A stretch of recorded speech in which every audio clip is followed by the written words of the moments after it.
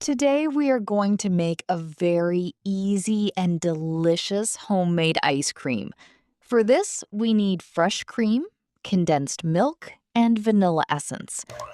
First, we will whip the fresh cream using an electric beater until it becomes thick and fluffy. Now, we will add condensed milk and mix it well until it is completely smooth.